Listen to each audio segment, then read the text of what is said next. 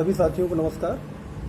आज जनपद भदोही में एसआरजी टीम द्वारा यूट्यूब चैनल एसआरजी भदोही का शुभारंभ किया जा रहा है, जिसके माध्यम से सभी शिक्षक साथियों के बीच एजुकेशनल कंटेंट मिशन प्रेरणा से जुड़े हुए समय समय पर आपको उपलब्ध कराए जाएंगे। आज इस अवसर पर हमारे जनपद के प्रेरक जिला बेसिक शिक्षा अधिकारी आदरणीय श्री अमित कुमार जी एक शुभकामना संदेश हम शिक्षकों को प्रेषित करेंगे और मिशन प्रेरणा के घटकों के बारे में अपने विचार भी रखेंगे। आदरणीय बीएसए साहब, हम सब उनको सुनते हैं। आदरणीय बीएसए सर को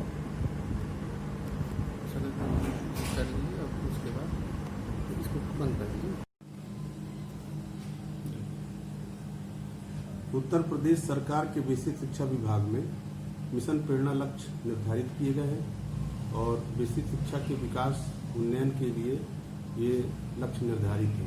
इसके दो पक्ष हैं, एक कायाकल्प और मिशन प्रेरणा। कायाकल्प के तहत जनपद के समस्त विद्यालयों के भौतिक संसाधन को विभिन्न विभागों से समन्वय स्थापित करके पंचायती राज विभाग, खनन विभाग से सहयोग प्राप्त करते हुए विद्यालयों के भौतिक संसाधन को मजबूत करते हुए उनके कायाकल्प को परिवर्तित करना है, जिससे एक विद्यालय में माहौल हो पाए, सभी को समुचित संसाधन उपलब्ध हो पाए स्कूलों में। दूसरा लक्ष्य है बच्चों के शैक्षिक उन्नयन का, जिसके तहत मिशन प्रेरणा में हमारे यहाँ कक्षा 1 से 5 तक के बच्चों का हिंदी भाषा और गणित में आधार मजबूत किया जाए।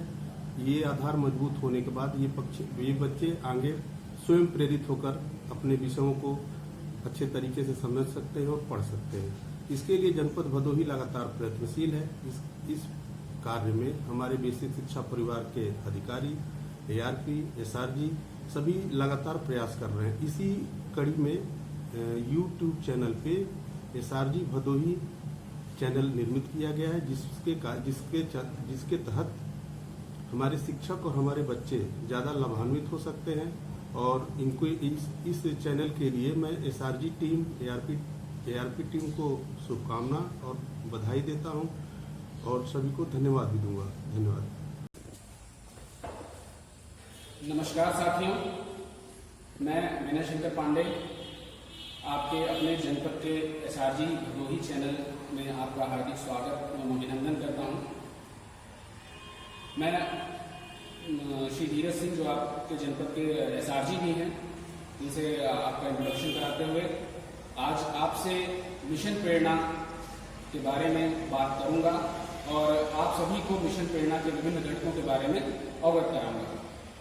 सबसे पहले हम इस बारे में डिस्कशन करना चाहेंगे कि मिशन प्रेरणा एक्चुअली है क्या।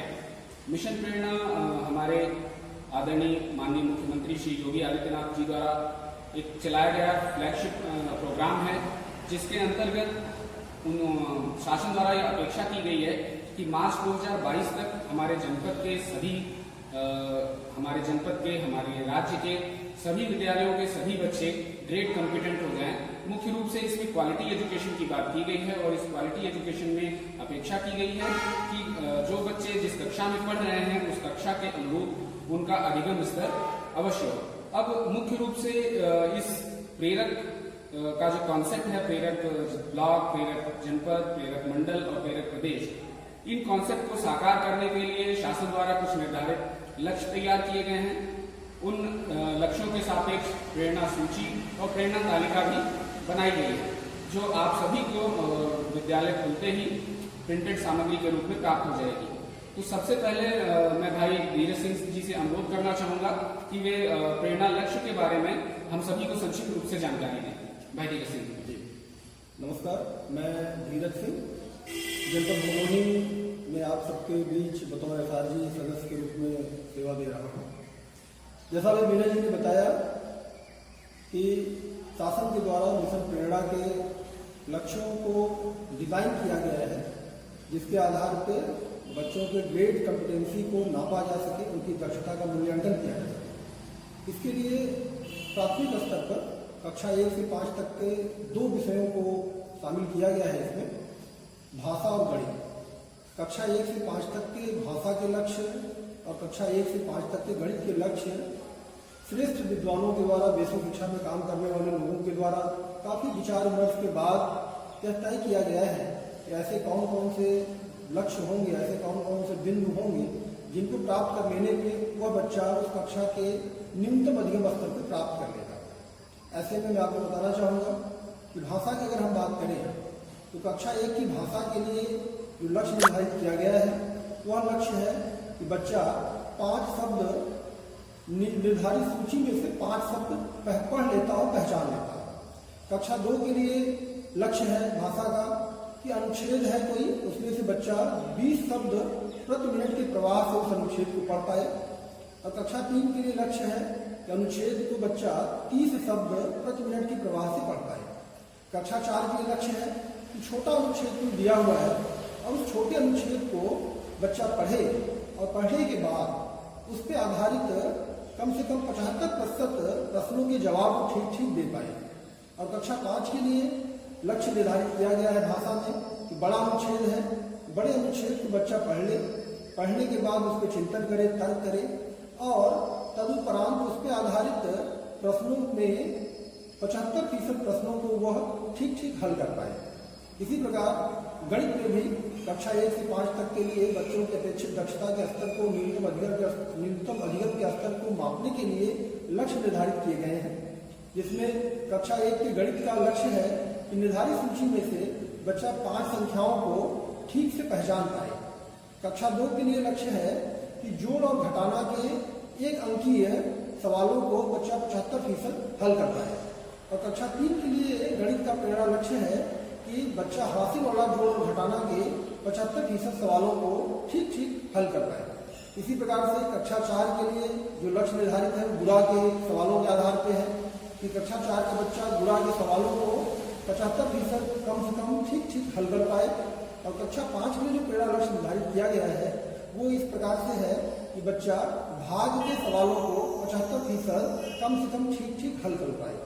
अब अगर हम यहाँ पे प्रेरणा लक्ष्य की बात करते हैं तो इन प्रेरणा लक्ष्यों को हम मापेंगे कैसे? जैसे प्रेरणा लक्ष्य तो ये बताता है कि हमें क्या करना है, अब ये कैसे करना है, कितना हुआ, इन सब चीज़ों को देखने के लिए, इसको मापने के लिए विभाग द्वारा सूची और तालिका डिजाइन की गई है। सूची में भाषा के लिए अलग सूची है और गणित के लिए अलग सूची है। और ये सूची जो है कक्षा 1, 2, 3 में 14 पॉइंट्स पे है और 4 और 5 में 16 पॉइंट्स है। तो इस तरह से 14 और 16 ये अलग अलग कक्षाओं में ये पॉइंट्स हैं सूचियों के, जिसके आधार पर बच्चा उस कक्षा के न्यूनतम लक्ष्य को प्राप्त करने के लिए, अधिगम को प्राप्त करने के लिए इसके अंदर कौन कौन सी एबिलिटी डेवलप हो जानी चाहिए, इसका उसमें वर्णन है। तो सूची ये बताती है हमें, सूची के माध्यम से ये पता चलता है कि हमने बच्चे को ये कैसे प्राप्त कराना है, ये सूची हमें बताती है। और इसके बाद बच्चा कितना प्राप्त किया, ये तालिका के माध्यम से रियल टाइम मॉनिटरिंग होगी। विद्यालयों में हमारे विभाग के टास्क फोर्स के लोगों के द्वारा, हमारे जिला बेसिक शिक्षा अधिकारी महोदय के द्वारा, खंड शिक्षा अधिकारी महोदय के द्वारा, हमारे एसआरजी साथियों के द्वारा और एआरपी साथियों के द्वारा नियमित तौर पर अनुश्रवण किया जाएगा, अनुसमर्थन किया जाएगा, सपोर्टिव सुपरविजन किया जाएगा। और इस सपोर्टिव सुपरविजन में ये प्रेरणा तालिका जो होगी ये आपके कक्षा कक्ष में चस्पा रहेगी और उसे प्रत्येक बच्चे का उस समय का वास्तविक स्तर पे वो किस सूची और किस अंक पे वहाँ पहुँचा है, सूची की किन किन दक्षताओं को उसने प्राप्त कर लिया है उस संबंधित विषय में, संबंधित कक्षा में, ये तालिका उसका रियल टाइम मॉनिटरिंग है। तो इस प्रकार से लक्ष्य हमें ये बताता है कि हमें क्या करना है, हमें बच्चे में कम से कम कितने अधिगम, कितना न्यूनतम अधिगम स्तर उसे प्राप्त कराना है। सूची ये बताती है कि इसे प्राप्त करने के लिए हमें किन किन रास्तों पे चलना है, किन किन उपायों को अपनाना है, या बच्चे के अंदर कौन कौन सी दक्षताओं का विकास हो जाने पर ये माना जाएगा कि बच्चा इस लक्ष्य को प्राप्त कर लेगा। और तालिका ये बताती है कि इन दक्षताओं को प्राप्ति के स्तर पर बच्चा अभी कहाँ पहुँचा है। अब इन सबको प्राप्त करने के लिए विभाग के द्वारा कुछ मॉड्यूल्स भी डेवलप किए गए हैं जो शिक्षकों के लिए बहुत सहायक है। और मैं आग्रह करूँगा भाई दिनेश शंकर जी से वो इस पर प्रकाश डालेंगे। धन्यवाद दिनेश भैया। जैसा कि दिनेश भैया ने बताया प्रेरणा लक्ष्य, सूची और तालिका के बारे में, तो बेसिकली अब तक आप लोग समझ गए होंगे कि लक्ष्य ये बताते हैं कि हमें कहाँ जाना है, सूची ये बताती है कि हमें किन रास्तों से होकर जाना है, और तालिका हमें ये बताती है कि हम अब तक कितना अचीव कर चुके हैं। अगर आप फोकस करेंगे, ध्यान से देखेंगे, तो हमारा जो प्रेरणा लक्ष्य है वो मात्र प्राथमिक कक्षाओं के लिए डिजाइन किया गया है।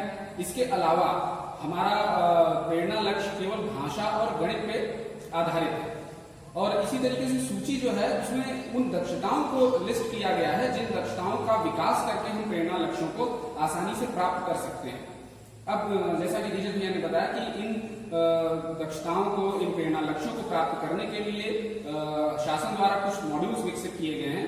तो वो शिक्षकों के लिए ऐसी पुस्तिकाएं हैं जिनका प्रयोग करके वो डेली टीचिंग के दौरान अपनी प्रोफेशनल स्किल्स विकसित कर सकते हैं और विद्यालय में आने वाली जो समस्याएं हैं उनसे उनका निराकरण भी कर सकते हैं। इसके अलावा डे बाय डे जो उनको उनके प्रोफेशनल लाइफ में जो जरूरतें होती हैं, जैसे आप समझिए कि लाइब्रेरी की बात आती है या शिक्षण योजनाओं के निर्माण की बात आती है या किसी भी अन्य तरीके की जो हमारे प्रोफेशनल लाइफ से जुड़ी हुई हैं, उन सभी बिंदुओं पर हमारा ये तीनों मॉड्यूल्स जो हैं जिनका नाम ध्यानाकर्षण, आधारशिला और शिक्षण संग्रह नाम है, ये तीनों विस्तृत रूप से प्रकाश डालते हैं। अगर हम पहले बात करें आधारशिला की, तो आधारशिला हमारा मॉड्यूल जो है वो बेसिकली कक्षा 1, 2 और 3 के लिए है। आप प्रेरणा लक्ष्यों को भी अगर ध्यान से देखेंगे तो कक्षा 3 तक शब्दों और वाक्यों को पहचानने की बात कही गई है, यानी बच्चा पहचान ले, पढ़ ले एक निश्चित गति के प्रवाह से। लेकिन कक्षा 4 और 5 में जब हम भाषा में जाते हैं तो वो बात करते हैं कि बच्चा केवल चीजों को पढ़े और पहचाने नहीं, बल्कि उनका वो समझ के अर्थ निकाल सके और तदनुरूप जवाब दे सके। तो जब हम बात करते हैं तो वहां पे रीडिंग कम्प्रिहेंशन की बात आ जाती है और इसीलिए हमारा वहां पर आधारशिला मॉड्यूल जो है बहुत ही महत्वपूर्ण हो जाता है। और वो भाषा के लिए जो हमारे गढ़े गए 4 आयाम हैं, जिनके जो सभी पूरे विश्व के सभी महान शिक्षाविदों द्वारा स्वीकार भी किए गए हैं और बताए भी गए हैं कि सुनना, बोलना, पढ़ना और लिखना, इन 4 क्रमों पर अगर हम चलें तो निश्चित तौर से हम भाषा के सभी लक्ष्यों को आसानी से प्राप्त कर सकते हैं। और जैसा कि हम सभी जानते भी हैं और हमने अपने प्रीवियस ट्रेनिंग सेशंस में इसके बारे में बड़ा अध्ययन भी किया है कि भाषा एक एक्सपोजर का सब्जेक्ट है। अगर कोई बच्चा आज भारत में जन्मा है, उत्तर भारतीय है, तो वो हिंदी को उसको अलग से बोलने के लिए सिखाने की आवश्यकता नहीं पड़ती। वो सुनकर और महसूस कर चीजों को सीख जाता है और बोलने लगता है। इसी तरीके से कोई बच्चा अगर किसी इंग्लैंड में या किसी अन्य कंट्री में जन्मा है तो वहां की भाषा को वो सुनने के साथ साथ आत्मसात कर लेता है। तो इन्हीं मुख्य बिंदुओं पर फोकस करके आधारशिला मॉड्यूल जो है विकसित किया गया है। और इसी तरीके से उसमें गणित की जब बात की जाती है तो गणित में उसमें ELPS मेथड की बात की गई है कि बच्चा किस तरीके से गणित की अमूर्तता को मूर्त रूप में समझ पाए। क्योंकि हम सभी जानते हैं कि मैथमेटिक्स एक एब्स्ट्रैक्ट सब्जेक्ट है। जो भी चीजें गणित में हम पढ़ते हैं सामान्यतः वो हमारे मूर्त संसार में हमको नहीं नजर आती हैं। तो इसीलिए ELPS मेथड का महत्व बढ़ जाता है कि वो गणित की अमूर्तता को मूर्त रूप में बच्चों को महसूस कराती है और उसके अनुसार गणित को सिखाने का क्रम बताती है। इसी तरीके से अगर हम ध्यानाकर्षण मॉड्यूल पे चलें तो ध्यानाकर्षण मॉड्यूल को आप देखेंगे कि जो बच्चे किसी विशेष कक्षा में एडमिशन लेने के बाद या उसमें प्रमोट होने के बाद उससे नीचे के स्तर की जानकारियां अगर या निर्धारित अपेक्षित दक्षताएं जो हैं उनको प्राप्त नहीं कर पाते हैं, तो ऐसे बच्चों के लिए ध्यानाकर्षण मॉड्यूल की बात कही गई है। और ध्यानाकर्षण मॉड्यूल में कुल 18 शिक्षण तकनीकियों का वर्णन किया गया है, जिनसे ग्रेड के अनुसार पिछड़े हुए छात्रों को हम पढ़ाकर, उनको समझाकर या किसी अन्य विधाओं के द्वारा हम उन्हें ग्रेड कॉम्पिटेंट बना सकते हैं। इसके लिए उसमें ध्यानाकर्षण शिविर की बात कही गई है जो 50 दिन का निर्धारित किया गया है। इसी तरीके से आधारशिला मॉड्यूल में भी 50 दिन के आधारशिला शिविर की बात कही गई है, जिसमें जो हमारे न्यूली एडमिट जो छात्र होंगे उनके लिए ये शिविर चलाया जाएगा और 50 दिन में उन्हें भाषा और गणित के मुख्य या छोटी छोटी बातों को उनको आत्मसात कराया जाएगा। इसी तरीके से हमारा जो लास्ट 3rd मॉड्यूल है, जिसको हम शिक्षण संग्रह या कंपेंडियम के नाम से जानते हैं, वो मुख्यतः टीचर्स की प्रोफेशनल स्किल्स को विकसित करने के लिए या उसके बारे में उन्हें जागरूक करने के लिए विकसित किया गया है। इस मॉड्यूल में विस्तृत रूप से चर्चा की गई है कि किस तरीके से हमारे टीचर्स को लाइब्रेरी विकसित कर रही हैं, डे टू डे अपनी लाइफ में, प्रोफेशनल लाइफ में किस तरीके से शिक्षण योजनाओं का विकास किया जाना है उनके द्वारा, डे टू डे लाइफ में किस तरीके से पाठ्य योजनाओं का विकास किया जाना है, किस तरीके से उन्हें शिक्षक डायरी लिखनी है, और इन सबका एक स्टैंडर्ड प्रारूप दे दिया गया है। अभी तक होता क्या था कि हम सभी ये चीजें करते जरूर हैं, लेकिन एक किसी विद्यालय में कोई अन्य फॉर्मेट यूज होता है, किसी विद्यालय में एक अलग फॉर्मेट यूज होता है, तो इंस्पेक्शन या सुपरविजन के दौरान इस चीज की भी समस्या आती है कि ये अच्छा फॉर्मेट नहीं है, इस फॉर्मेट में ये कमी है।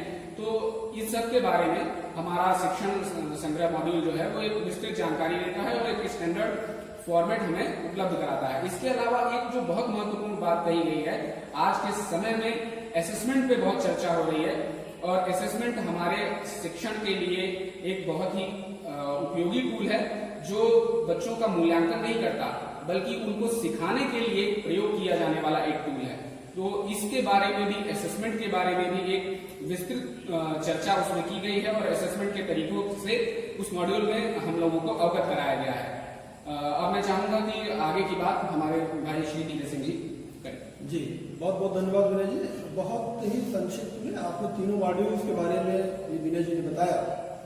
आज एसआरजी टीम भदोही का यह यूट्यूब चैनल के माध्यम से यह वीडियो आप शिक्षकों के बीच प्रेषित किया जा रहा है, जिसके माध्यम से आज प्रथम वीडियो में हमने प्रयास किया है कि आपको प्रेरणा लक्ष्य, सूची तालिका और तीनों मॉड्यूल की एक आधारभूत जानकारी, ये किसके लिए है, किस तरह इसका प्रयोग करना है और इसमें क्या क्या इसमें अंतर्निहित है, इसकी जानकारी हम आपको दे पाए। आप लगातार हमारे चैनल को देखते रहें, चैनल को सब्सक्राइब करें, बेल आइकन को दबाएं और आगे इसी तरह से और भी बहुत उपयोगी मिशन प्रेरणा से संबंधित जानकारियां इस चैनल के माध्यम से हम सब आपको पहुंचाने का प्रयास करते रहेंगे। तब तक के लिए बहुत बहुत धन्यवाद। नमस्कार।